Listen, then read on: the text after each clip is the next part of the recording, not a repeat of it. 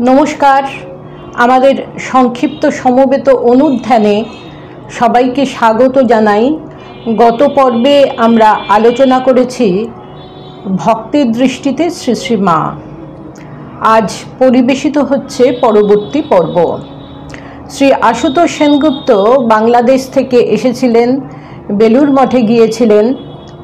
সুবোধানন্দ মহারাজ তাকে মায়ের বাড়ি বাগবাজারে পাঠিয়েছিলেন। মা তাকে মন্ত্র দীক্ষা দিয়েছিলেন। তিনি লিখেছেন, মহামন্ত্র প্রাপ্ত হইলাম। করুণাময়ী বলিলেন, ঠাকুরের কাছে বলো, ঠাকুর আমার ইহ পরকালের পাপ তুমি গ্রহণ করো। তাহার আদেশ মতো এবার মুক্ত কণ্ঠেই বলিলাম, ঠাকুর আমার ইহ পরকালের পাপ তুমি গ্রহণ করো। একটি টাকা দিয়া প্রণাম করিলে শ্রী শ্রী মা উহা সহস্তে গ্রহণ করিলেন। প্রণাম করিয়া মায়ের পবিত্র চরণ কমল ললাটে ও বক্ষে ধারণকালে মা বলিলেন, ব্যথা ব্যথা। মুড়ো আমি ওই কথায় তখন কর্ণপাত করি নাই, যদিও আমার জানা ছিল যে মায়ের পায়ে বাত। করুণাময়ী তখন দাঁড়ানো অবস্থায় ছিলেন। শুনিলাম গোলাপ মা আস্তে আস্তে বলিতেছেন, গুরুর পা রুমাল দিয়ে মুছে নিতে হয়। আমি মুড়ো, তাই ইহ পরকালের পাপ গ্রহণ ব্যথা কোনো কথাই তখন বুঝি নাই। তাই আজ সতত হৃদয়ে বাজে ব্যথা ব্যথা।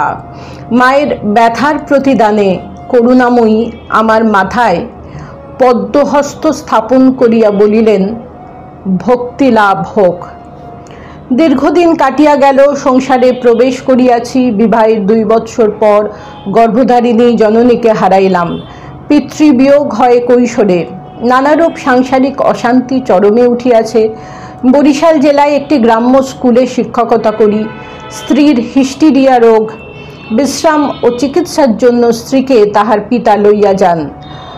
পূজার স্কুলের ছুটির সময় স্ত্রীকে দেখিতে যাইয়া শুনিলাম, স্ত্রী কোনো দেবতার কবচ পাইয়াছে ও মন্ত্র লওয়ার জন্যে কোনো দেবতা নির্দেশ দিয়াছেন। সকল ব্যাপারই তাহার মূর্ছাকালীন হইয়াছিল। আমি নিজেও অনুরূপ কতকগুলি বিষয় লক্ষ্য করিলাম। পূজার স্কুলের বন্ধের পরে কর্মস্থল হইতে রাসবিহারী মহারাজের কাছে সব কথা জানাইলাম। তাহার উপদেশ মতো পত্রে করুণাময়ী শ্রী শ্রী মাকে লিখিলাম, যাহাতে স্ত্রী তাহার কৃপালাভ করিতে পারে। অহেতুক করুণাময়ী শ্রী শ্রী মা অনুমতি দিলেন। পত্র পাইয়া উল্লসিত প্রাণে বড়দিনের ছুটির অপেক্ষা করিতে লাগিলাম এবং যথাসময়ে স্ত্রীকে লইয়া কলকাতা আসিয়া বাগবাজারে শ্রী শ্রী মায়ের বাড়ির অনতি দূরে একটি ক্ষুদ্র বাসায় উঠিলাম। বৈকালে রাসবিহারী মহারাজের সঙ্গে দেখা হইতেই তিনি আমাকে করুণাময়ীর চরণ সমীপে লইয়া গেলেন। প্রণাম করিয়া একপাশে দাঁড়াইয়া শুনিলাম রাসবিহারী মহারাজের কথার উত্তরে করুণাময়ী বলিলেন, কালকে হবে। পরদিন যথারীতি গঙ্গা স্নানের পর স্ত্রীকে করুণাময়ী শ্রী শ্রী মায়ের পবিত্র চরণ সমীপে পৌঁছাইয়া দিয়া প্রণাম করিয়া নিচে যাইয়া অপেক্ষা করিতে লাগিলাম। নির্বিঘ্নে স্ত্রীর দীক্ষা হইয়া গেল। দেখিলাম তাহার খুব পরিতৃপ্তি লাভ হইয়াছে। তাহাকে শ্রী শ্রী মা বলিয়াছিলেন, তোমার স্বামীকে যাহা দিয়াছি তোমাকেও তাহাই দিই। করুণাময়ী কতকগুলি নির্মাল্য স্ত্রীর কাছে দিয়া বলিয়াছিলেন, উহা তোমার স্বামীকে দিও। একটা কথা বলা বোধহয় অপ্রাসঙ্গিক হইবে না যে আমার স্ত্রীর তখন স্বাস্থ্যের যেরূপ অবস্থা ছিল, তাহাতে তাহার পক্ষে কোনো কাজকর্ম করিতে পারা তো দূরের কথা, তাহাকে কলিকাতায় নিয়ে আসাও সমস্যাপূর্ণ ছিল। কিন্তু অগ্রপশ্চাৎ কোনো কথাই তখন মনে হয় নাই এবং স্ত্রীর পথে বা কলকাতায় থাকাকালে রোগের কোনো আক্রমণ হয় নাই। ক্রমে তাহার অসুখ সারিয়া গিয়াছিল। পরবর্তী দিন বরিশাল এক্সপ্রেসে দেশে যাওয়া স্থির হইল। গঙ্গা স্নান করার পর আমি একাই করুণাময়ীর চরণ দর্শনে যাই।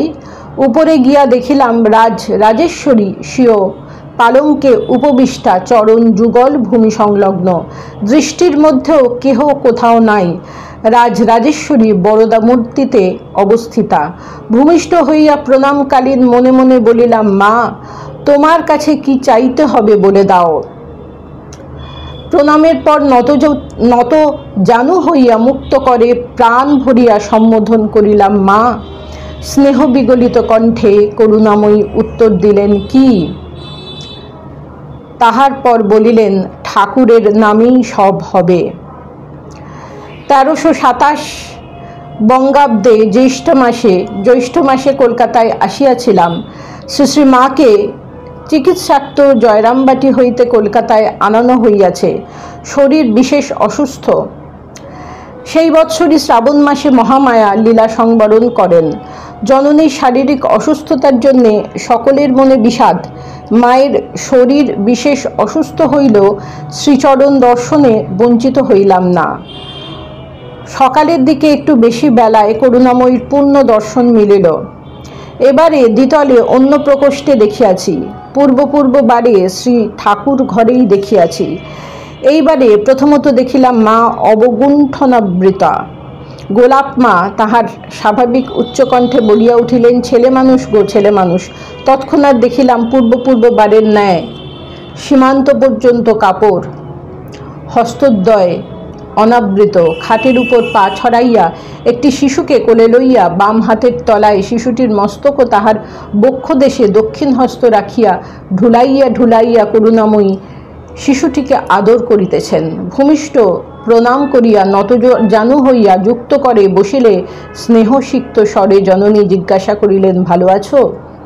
হ্যাঁ বলিয়া উত্তর দিতেই করুণাময়ীর সঙ্গিনীগণ আমি যাহাতে আর বিলম্ব না করি তদ্রূপ নির্দেশ দিলেন। বুঝিলাম জননীর শারীরিক অসুস্থতার জন্য ঐরূপ বলা হইয়াছিল, সুতরাং আর বিলম্ব করা সম্ভব হইল না। আমার দিকে পরিষ্কারভাবে তাকাইয়া কুশল প্রশ্ন করিয়াছিলেন। তাহাতে দেখিলাম শ্রীবদনে কোনো অসুস্থতার চিহ্ন তো নাই, অধিকন্তু সেই অলৌকিক মুখশ্রী ও নয়নযুগলের অভিনব ভাব বর্ণনা করিতে আমার লেখনী অক্ষম ভাষা মুখ। ব্রহ্ম হলেন অবাং মানস গোচর, বাক্যমনের অতীত, ভাষা দিয়ে তাকে ব্যক্ত করা যায় না। আর তিনি হচ্ছেন ব্রহ্মের শক্তি, ঠাকুর এবং মা অভেদ। তাই আশুতোষবাবুর যে মনের অনুভূতি সেটি তিনি কখনোই ব্যক্ত করতে পারবেন না। তাই বলছেন আমার লেখনী অক্ষম ভাষা মুখ। নমস্কার। প্রাণারাম প্রাণারাম প্রাণারাম প্রাণারাম প্রাণারাম প্রাণারাম কি যেন লুকানো নামে তাই মিষ্ট এত তব না প্রাণারাম প্রাণারাম